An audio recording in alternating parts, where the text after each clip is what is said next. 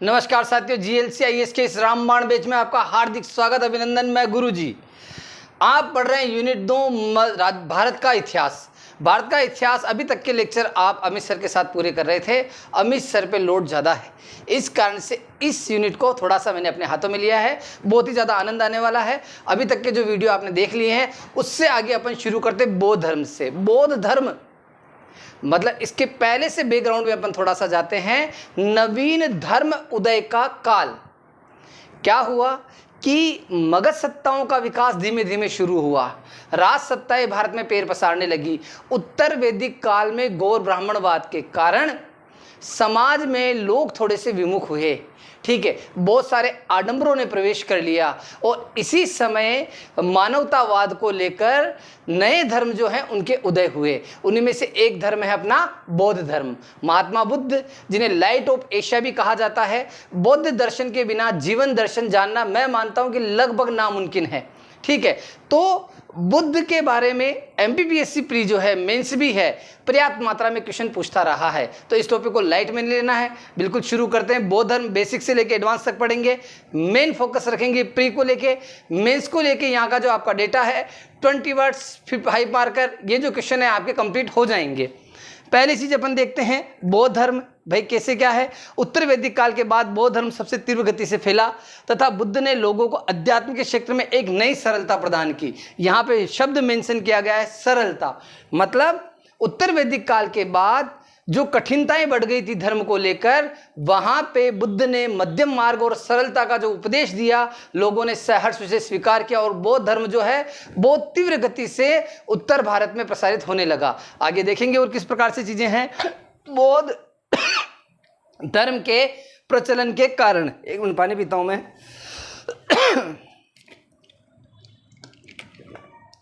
बौद्ध धर्म के उदय के कारण या प्रचलन के कारण, सबसे पहला कारण जन प्रचलित भाषा का प्रयोग। जो बौद्ध धर्म है उसकी भाषा कौन सी थी? पाली भाषा। और उस समय वो जनप्रिय भाषा थी, आम बोलचाल की भाषा थी। मगध के आसपास के क्षेत्र में, नेपाल के तराई क्षेत्र में, यूपी के पूर्वी भाग में ये प्रचलित भाषा थी। तो इसलिए लोगों ने तत्काल उस बात को समझना और सीखना प्रारंभ किया और उसको फॉलो करना शुरू किया। दूसरा, मध्यम मार्ग, ना तो अत्यधिक कठोर ना ही अत्यधिक सरल। जैसे हमारे आर्य संस्कृति जो थी उसमें सरलताएं बहुत ज़्यादा है, नियम में शिथिलता बहुत ज़्यादा है। ठीक है, जैन धर्म में इसके विरुद्ध क्या है कि बहुत ज़्यादा कठोरता दी गई है। उसके अपेक्षा दोनों के मिश्रित भाव में मध्यम मार्ग को सुझाया गया बौद्ध धर्म में। देखिए, आप इतिहास पढ़ रहे हैं और न्यूट्रल होकर हिस्ट्री पढ़ें, किसी भी धर्म से जोड़कर इस बात को ना पढ़ें। ठीक है, सरलता और कठिनता के बीच का मार्ग अपनाया बुद्ध ने, जिसे मध्यम मार्ग की अवधारणा कहा जाता है। तो यह भी एक मुख्य कारण था इसके फैलने का।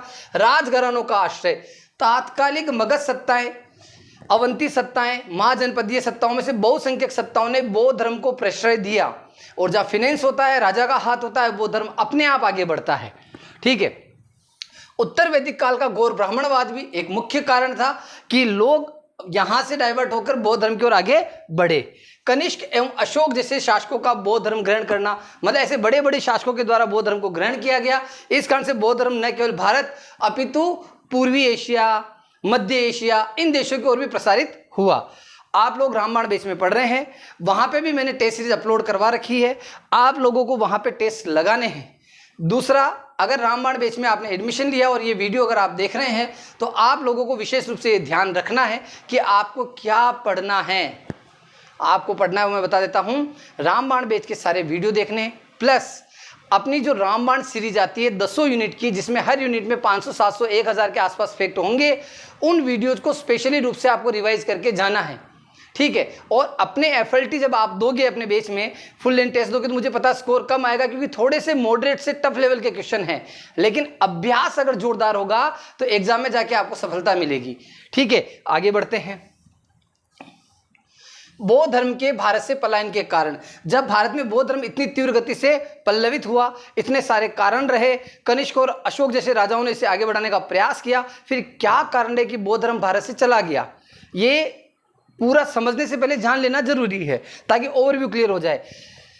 क्योंकि मगध में ब्राह्मण राजवंशों का उदय हुआ। अपन देखेंगे जब भारतीय इतिहास को पढ़ेंगे तो प्रारंभ में जो राजाओं का प्रश्रय बौद्ध धर्म को मिला, धीरे धीरे धीरे धीरे क्या हो जाएगा, मगध पे ब्राह्मण राजवंशों का उदय हो जाएगा जो पुनः आर्य संस्कृति की पुनर्स्थापना करेंगे। इसमें भी मेन आएंगे पुष्यमित्र शुंग डायनेस्टी, जो सनातन धर्म को बहुत खतरनाक तरीके से आगे लेके जाएगी।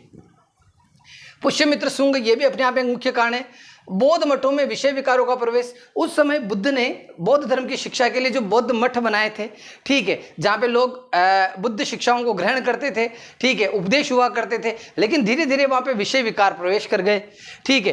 कालांतर में बड़े बड़े उपदेशकों की कमी, बुद्ध के बाद बौद्ध धर्म में ऐसे कोई बड़े उपदेशक भारत में नहीं आए जो बड़े लेवल पे, लार्ज स्केल पे बौद्ध धर्म को आगे इंट्रोड्यूस करवाते। नवाचार का अभाव, ट्रेडिशनल चलते रहे। पूर्वी एशिया की ओर प्रसार, भारत से निकलकर ये पूर्वी एशिया में ज़्यादा प्रचलित होने लगा, इस कारण से भारत में धीमा पड़ गया। बौद्ध धर्म सामान्य परिचय देख लेते हैं। महात्मा बुद्ध से ही बौद्ध धर्म का प्रारंभ माना जाता है। प्री में क्वेश्चन आएगा, बौद्ध धर्म का प्रारंभ कहाँ से माना जाता है, तो गौतम बुद्ध, महात्मा बुद्ध से। गौतम बुद्ध क्या माने जाते हैं, बौद्ध धर्म के संस्थापक। बुद्ध का जन्म 563 ईस्वी में लुम्बिनी ग्राम, नेपाल के तराई प्रदेश में हुआ। ये भाग वर्तमान में कहाँ आता है, नेपाल में। जगह कौन सी है, लुम्बिनी। कब, 563 ईस्वी। बचपन का नाम आपका सिद्धार्थ था, ये बेसिक जानकारी, इससे भी क्वेश्चन आते हैं। बुद्ध के जन्म स्थान की जानकारी अशोक के रुमनदेही स्तंभ लेख से प्राप्त होती है। अब ये एमपीपीएससी प्री की इंपॉर्टेंट बात हो गई। जैसे एग्जाम में क्वेश्चन पूछा गया कि बुद्ध का जन्म लुम्बिनी नेपाल के तराई प्रदेश में हुआ, इसकी जानकारी देने वाला ऐतिहासिक स्रोत या विवरण क्या है, तो रुमनदेही इंस्क्रिप्शन, रुमनदेही पिल्लर किसका, अशोक का। यह आ जाता रुमनदेही स्तंभ में कौन सी जानकारी प्राप्त होती है, किस धर्म के बारे में, तो बौद्ध धर्म के बारे में, बुद्ध के जन्म की घटना के बारे में। पिता शाक्य गणराज्य के राजा शुद्धोधन, मतलब शाक्य नरेश शुद्धोधन जो है आपके पिता थे। तो यहां से क्वेश्चन बनता है बुद्ध किस कुल से थे, किस वंश से थे, तो शाक्य कुल से थे। पापा का नाम शुद्धोधन, ठीक है। शाक्य गणराज्य कौशल महाजनपद का हिस्सा था, और आपकी जो डायनेस्टी थी, आपका जो एरिया था, आपका जो क्षेत्र था शासन, वो किस महाजनपद का भाग था, कौशल महाजनपद। माता का नाम माया देवी। माता माया देवी की मृत्यु के बाद इनका लालन पालन इनकी मौसी प्रजापति गौतमी ने किया। आसित मुनि व महर्षि कौंडिल्य ने इनके सन्यासी या चक्रवर्ती सम्राट होने की घोषणा की। मतलब जब बुद्ध जन्म लिए, ज्योतिष में सबका विश्वास होता है, मेरा तो पूर्ण विश्वास है, आपको ऐसा नहीं है तो एक बार मेरे से आप मिलिएगा, मुझे ज्योतिष में बड़ा इंटरेस्ट है। तो इनके पिता शुद्धोधन शाक्य कुल नरेश शुद्धोधन जी महाराज ने अपने पुत्र की कुंडली दिखाई। कौंडिल्य मुनि व असित ऋषि ने कहा कि या तो ये बालक बहुत बड़ा तपस्वी सन्यासी बनेगा, या ये बालक बहुत बड़ा चक्रवर्ती सम्राट बनेगा। और इसी दिन से शुद्धोधन ने सोच लिया कि बुद्ध को, जो सिद्धार्थ हैं, उनको लोकाचार, लोक व्यवहार, लोकजन्य कष्टों से दूर रखना है, और उन्हें महल में रखा गया।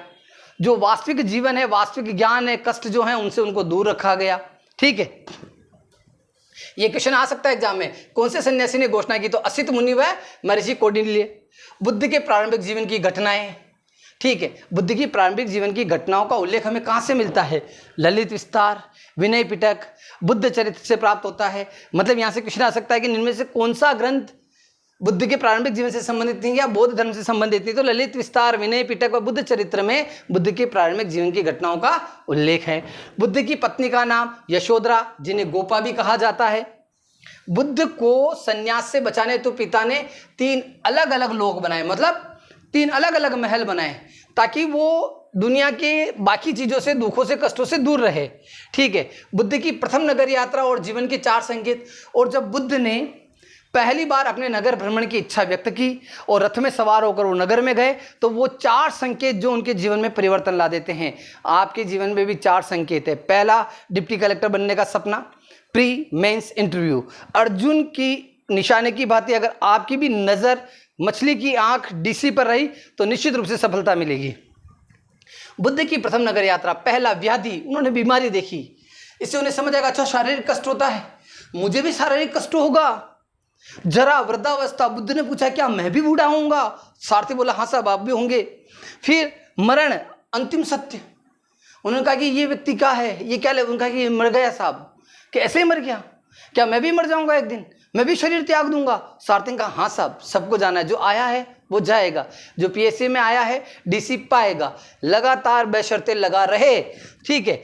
सन्यासी, सन्यासी मतलब मस्त मोला, कोई दुख नहीं। उनका ये आदमी इतना मस्त हंसता खेलता क्यों जा रहा साहब, ये वैराग्य ले चुका है, ये संसार के माया मोह से बाहर आ चुका है, ठीक है, तो यहाँ बढ़िया। आगे बुद्ध ने ग्रह त्याग किया और इस घटना से उन्हें समझ में आ गया इन सब में मस्त मोला सीन जो है वो है सन्यासी साधु का। जैसे तुम्हारे गुरुजी भी बोल जल्दी लेने वाले हैं, है ना। मैं एक बार तो सन्यासी रह चुका हूँ। 29 वर्ष की आयु में पत्नी यशोधरा व पुत्र राहुल को छोड़कर अनुमा निरंजना नदी के किनारे पीपल में वृक्ष के नीचे साधु वेश धारण किया। ठीक है, कौन सा नदी? अनुमा नदी या निरंजना नदी के किनारे पीपल वृक्ष के नीचे आपने राजसी वस्त्रों को त्याग दिया और साधु वेश धारण किया। ठीक है बेटा, आगे बढ़ते हैं। महाभिनिष्क्रमण, ये क्वेश्चन पीएससी प्री पूछ चुका है, मेंस पूछ चुका है। महाभिनिष्क्रमण क्या है?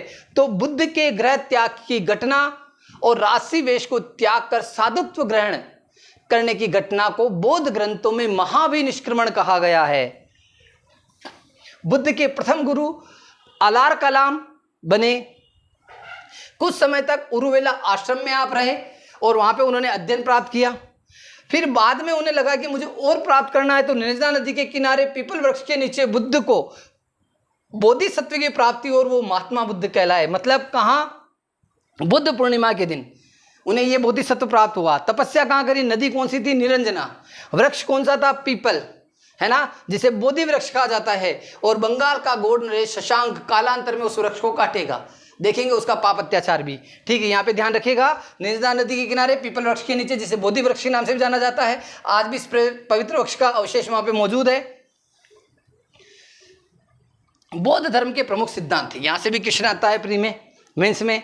3 मूल सिद्धांत। अनिश्वरवादिता, बुद्ध ईश्वर की सत्ता नहीं मानते। उन्होंने कहा ईश्वर जैसी कोई रचना नहीं, हम आए हैं चले जाएंगे, कर्मफल है, उसके आगे अपन देखते हैं। दूसरा, उसके अनुसार संसार प्रतीत समुत्पाद के नियम पर चलता है।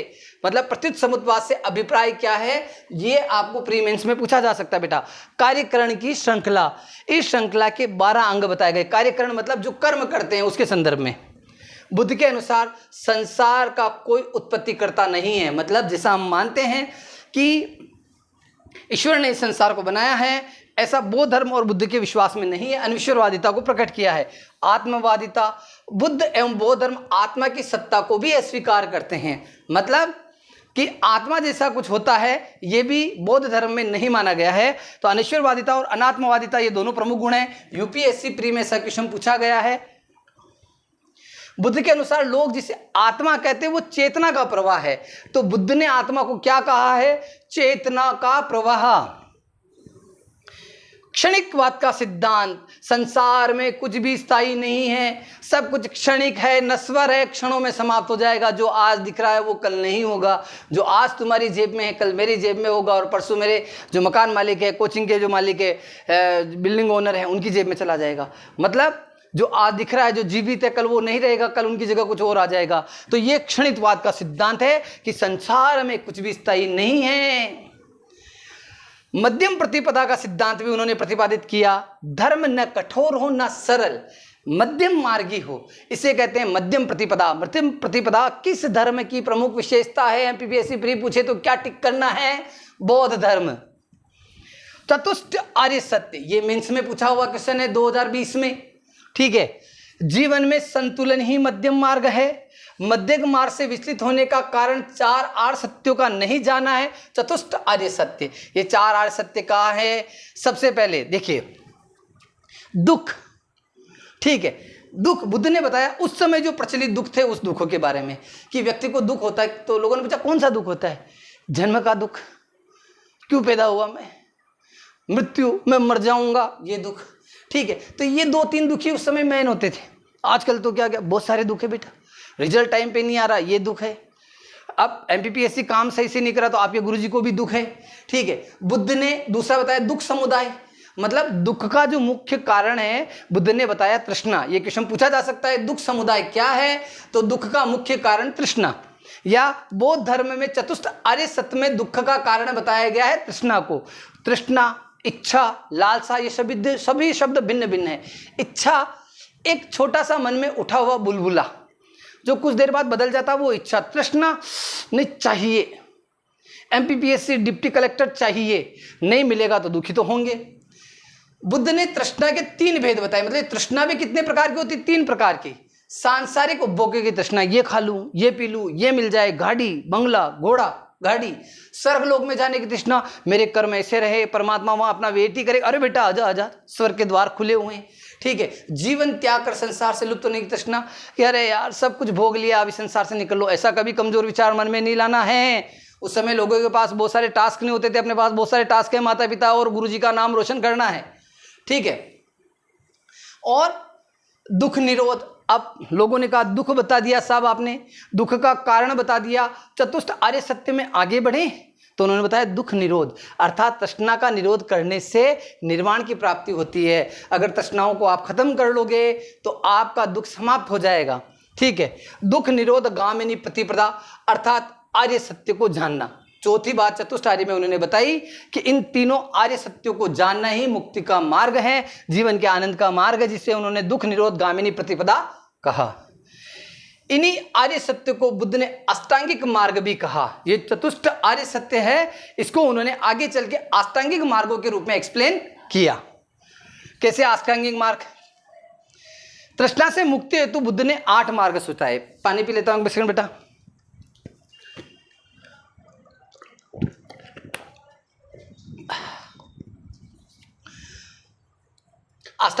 तृष्णा से मुक्ति हेतु बुद्ध ने 8 मार्ग सुझाए। ठीक है, ये अष्टांगिक मार्ग। अब जब मेंस में बच्चा लिखता है, अपने को तो अष्टांगिक मार्ग पूरे याद, अरे भाई है क्या? तो बौद्ध धर्म में, बौद्ध दर्शन में बुद्ध द्वारा, बौद्ध धर्म में, बौद्ध दर्शन में बुद्ध द्वारा तृष्णा से मुक्ति हेतु बुद्ध ने 8 मार्ग सुझाए, जिन्हें अष्टांगिक मार्ग कहा गया है।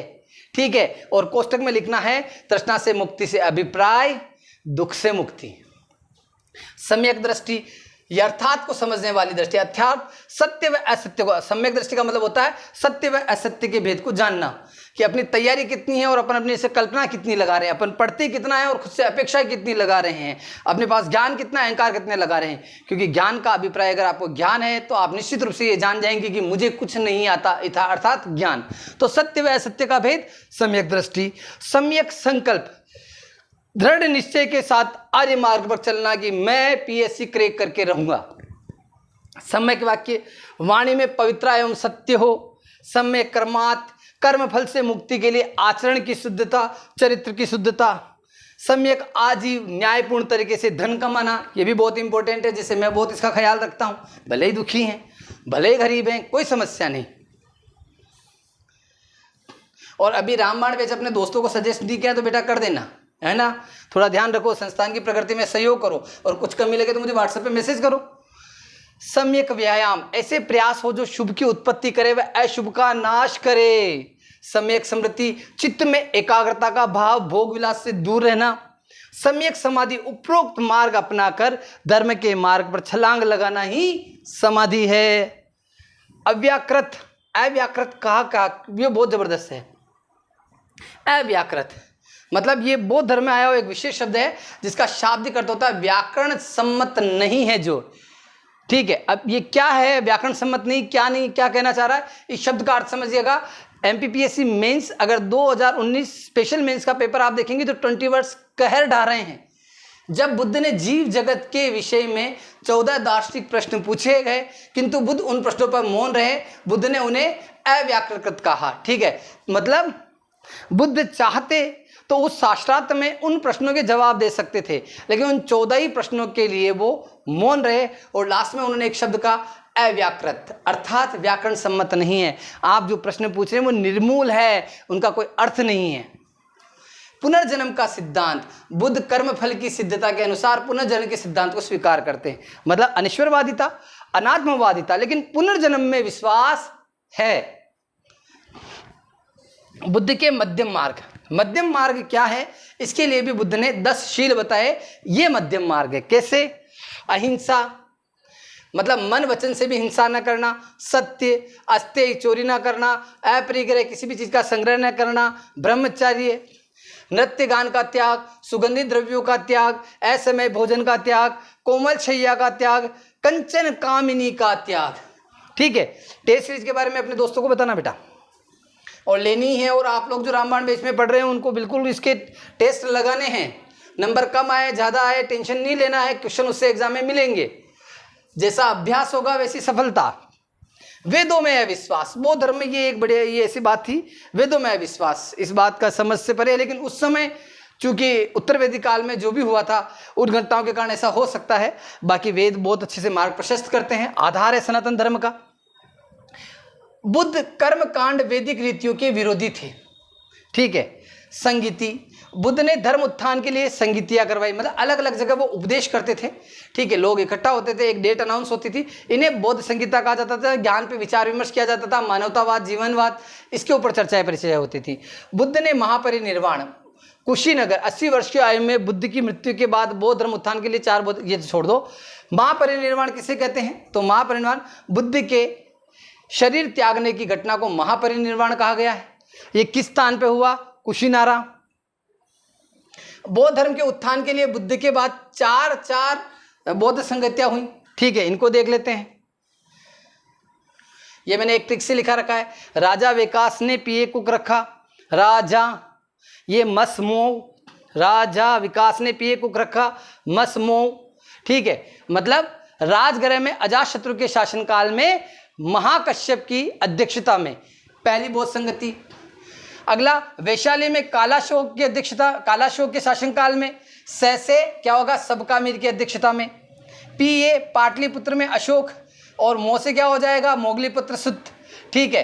अशोक के शासन। चौथी कुंडलवन कश्मीर, कनिष्क के शासनकाल में। चारों बौद्ध संगतियां आप एक बार देख लेना, कॉपी पे नोट कर लेना, ध्यान रखना। पहली राजगृह अजातशत्रु के शासनकाल में, अध्यक्ष महाकश्यप। दूसरी वैशाली कालाशोक, अध्यक्ष सबकामीर। तीसरी पाटलिपुत्र अशोक के शासनकाल में, और इसमें कौन थे? मो से क्या था? मोगलीपुत्र तिस्त। और चौथी कुंडलवन कश्मीर, ठीक है। इसकी अध्यक्षता किसने की थी? वसुमित्र ने, जिन्होंने पहला संस्कृत का बौद्ध ग्रंथ लिखा था, ठीक है। और शासक कौन थे इन समय? कनिष्क। और कहाँ हुई थी? कुंडलवन कश्मीर। और अपने दोस्तों को ऐप के बारे में बताना है बेटा। पीटक, पीटक 3 है, सम्मिलित रूप से इन्हें त्रिपिटक कहा जाता है, और बौद्ध धर्म का इंसाइक्लोपीडिया या बौद्ध धर्म का विश्वकोश भी कहा जाता है। ये क्वेश्चन आरएएस, एमपीपीएससी बहुत सारे एग्जाम में पूछा गया है। बौद्ध धर्म का विश्वकोश किसे कहा जाता है? तो बौद्ध धर्म का विश्वकोश किसे कहते हैं? त्रिपिटक को। बौद्ध धर्म का विश्वकोश पाली भाषा में रचित, इसके 3 भाग, अभिधम पिटक, विनय पिटक, सुत्त पिटक। अभिधम पिटक में निर्वाण व चेतना का उल्लेख किया गया है। विनय पिटक में बुद्ध के उद्देश्य दिए गए हैं, उपदेश दिए गए हैं। सूत पिटक में बौद्ध धर्म के सिद्धांत एवं आचरण एवं बुद्ध की शिक्षाओं का उल्लेख। ये एमपीपीएससी प्री ने पूछा हुआ है कि बौद्ध धर्म के सिद्धांत और बुद्ध के जो सिद्धांत है, आचरण है, वो कहाँ दिए गए? सूत पिटक में दिए गए हैं। विनय पिटक में क्या है? बुद्ध के जो उपदेश हैं उनका वर्णन किया गया है। अभिधम्म पिटक में निर्वाण व चेतना का उल्लेख। बौद्ध संगतियां 4 संगतियां। प्रथम बौद्ध संगति, आयोजन सप्तकर्णी गुफा, राजगृह, शासक हर्यक वंशी, शासक अजातशत्रु, अध्यक्ष महाकश्यप। कार्य क्या हुआ? विनय पिटक व सूत पिटक का संकलन जो है वो कब हुआ? प्रथम बौद्ध संगति में। द्वितीय बौद्ध संगति, आयोजन वैशाली, शासक कालाशोक, अध्यक्ष सबकामीर। कार्य बौद्ध धर्म अनुशासन। तृतीय बौद्ध संगति कहाँ हुई? पाटलिपुत्र में, मौर्य नरेश अशोक के शासनकाल में। मोगलीपुत्र तिस्त, ये गलत लगा हुआ, विस्तनीय तिस्त है। कार्य तीसरे पिटक, अभिधम्म पिटक का संकलन हुआ तीसरे में, तीसरी बौद्ध संगति और तीसरा पिटक। अशोक इसे बौद्ध धर्म का पुनरुद्धारक, अशोक को क्या कहा जाता है? बौद्ध धर्म का पुनरुद्धारक। मौर्य काल में इसको विशेष रूप से देखेंगे। चतुर्थ बौद्ध संगति, आयोजन कुंडलवन कश्मीर में, कनिष्क के काल में, जो कुषाण वंश के राजा थे। अध्यक्ष वसुमित्र, उपाध्यक्ष अश्वघोष। कार्य बौद्ध धर्म का विभाजन हुआ और बौद्ध धर्म के अंदर 2 शाखाएं हो गई, महायान और हीनयान। एक शाखा ऐसी थी जो ये चाहती थी कि बुद्ध ने जो उपदेश दिए हैं, जो ज्ञान दिया, उसी के अनुसार आगे बढ़े। एक शाखा ऐसी थी जो उसमें कुछ मिश्रण चाहती थी, मूर्ति पूजा में विश्वास रखना चाहती थी, कुछ ऐसा। तो चौथी बौद्ध संगति में बौद्ध धर्म का विभाजन 2 भागों में हो गया। वर्तमान में तीसरी शाखा भी है, जो कौन सी है? वज्रयान, जो भारत में प्रचलित है, जो दोनों को मानते हैं, मूर्ति पूजा तथा शिक्षा दोनों, मतलब महायान और हीनयान की दोनों बातों को रखते हैं। वो मूर्ति पूजा में विश्वास भी करते हैं और जो दी गई शिक्षा है उनको भी पूरा मानते हैं। क्वेश्चन आ सकता है, भारत में बौद्ध धर्म की सर्वाधिक प्रचलित शाखा कौन सी? वज्रयान। कनिष्क, कनिष्क को द्वितीय अशोक कहा जाता है, कारण क्योंकि बौद्ध धर्म के उत्थान के लिए जैसे अशोक ने किया था वैसे आपने भी किया। महत्वपूर्ण अन्य तथ्य, बौद्ध धर्म, बुद्ध के प्रथम उपदेश श्रावस्ती में दिए गए थे। बुद्ध के सर्वाधिक उपदेश सारनाथ में दिए गए थे। बुद्ध के प्रमुख शिष्य आनंद, महाकश्यप, ठीक है, रानी खेमा और महाप्रजापति और उपाति। रानी खेमा कौन है? बिंबिसार की पत्नी। निकाय, सूत पिटक का भाग जैसे मनु, उत्तर निकाय, ठीक है, इनको क्या कहा गया, निकाय। जातक कथाएं बुद्ध के पुनर्जन्म की, पूर्व जन्म की बातें और उनकी कथाओं का, कहानियों का जो उल्लेख है उसे जातक कथाएं कहा गया है। भाषा पाली। एग्जाम में ये क्वेश्चन 2 बार प्री में आ चुका है, ध्यान में रखें। जातक कथाओं में किसका उल्लेख है, बुद्ध के पुनर्जन्म की और जो उनके पूर्व जन्म है उनकी कहानियों के रूप में सुंदर प्रस्तुति दी गई है। हीनयान बौद्ध धर्म के मूल सिद्धांतों को अपनाते हैं। महायान बुद्ध की मूर्ति उपासक शाखा। वज्रयान बौद्ध ग्रंथ, इसे तिब्बती तांत्रिक धर्म भी कहा जाता है, मतलब जो वज्रयान शाखा है इसे क्या कहा जाता है, तिब्बती तांत्रिक धर्म भी कहते हैं। अब ये भी देख लेते हैं, चैत्य क्या होता है, बौद्ध धर्म के प्रमुख आराध्य या अर्चना स्थल। स्तूप बुद्ध व बौद्ध संतों की अस्थियों पर बनी समाधियों को क्या कहते हैं, स्तूप, जैसे सांची स्तूप इत्यादि। प्रमुख बौद्ध तीर्थ स्थल, यहाँ पे सारी चीजों का उल्लेख मिल जाएगा। लुम्बिनी बुद्ध का जन्म स्थल, नेपाल में तराई प्रदेश में। बोध गया बुद्ध को जहाँ ज्ञान प्राप्त हुआ। प्रमुख वृक्ष पीपल वाला, जो बोधि वृक्ष है वो भी यही है। बंगाल के शासक गोडरे शशांक ने बोधि वृक्ष पीपल को काटकर गंगा नदी में बहा दिया था।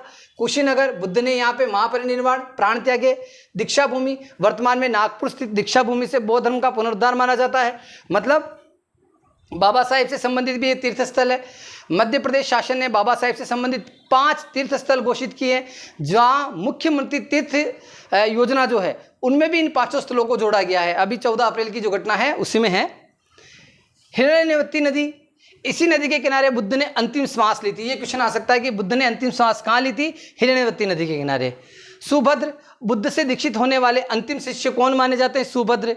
तथागत बुद्ध के निर्वाण के उपरांत उनकी अस्थियों को 8 भागों में विभाजित किया और 8 स्तूप बनाए गए, मतलब बुद्ध का एक नाम तथागत भी है, ठीक है। आपकी मृत्यु के उपरांत आपकी जो अस्थियां हैं उस पर 8 स्तूप बनाए गए अलग अलग।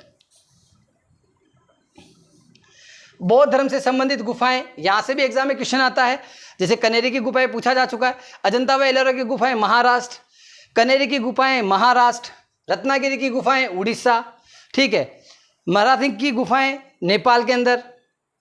बौद्ध धर्म से संबंधित प्रमुख विहार, नालंदा बौद्ध विहार, ओदंतपुरी विहार और थोतला कुंडा विहार उड़ीसा। बौद्ध संघ, बौद्ध धर्म की शिक्षा दीक्षा के लिए बौद्ध संघ की स्थापना हुई। संघ में 2 प्रकार के सदस्य थे, एक उपासक जो गृहस्थ होते थे, भिक्षुक जो सन्यासी, मतलब जो सन्यास लेता था और वहीं रहता था वो भिक्षुक, और जो शून्य आते थे सेवा देते थे वो उपासक या गृहस्थ होते थे। बुद्ध की मृत्यु के बाद संघ व धम्म को गुरु बनाया गया। जब बुद्ध का महापरिनिर्वाण हो गया तो उस समय संघ व धम्म को गुरु घोषित कर दिया गया। उपसंपदा, ये किसे कहते हैं, संघ में प्रवेश को उपसंपदा कहा जाता था, ठीक है। जो बौद्ध संघ होते थे उसमें प्रवेश की जो घटना होती है उसे क्या कहते थे, उपसंपदा। ये मेंस में भी आ सकता है और आपकी प्री में भी आ सकता है। संघ में प्रवेश करने वाली पहली महिला कौन थी, प्रजापति गौतमी, उनकी वी माता। संघ की कार्यप्रणाली किस प्रकार की थी, तो लोकतांत्रिक व्यवस्था पर आधारित थी।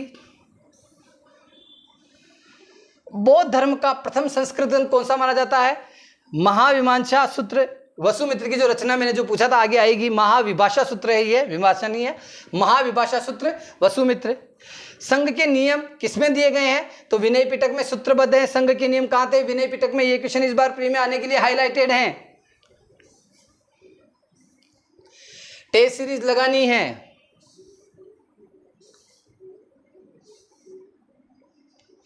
अब अगला लेक्चर अपन जो शुरू करेंगे वो करेंगे अपन भारत में राजसत्ताओं का आरंभ।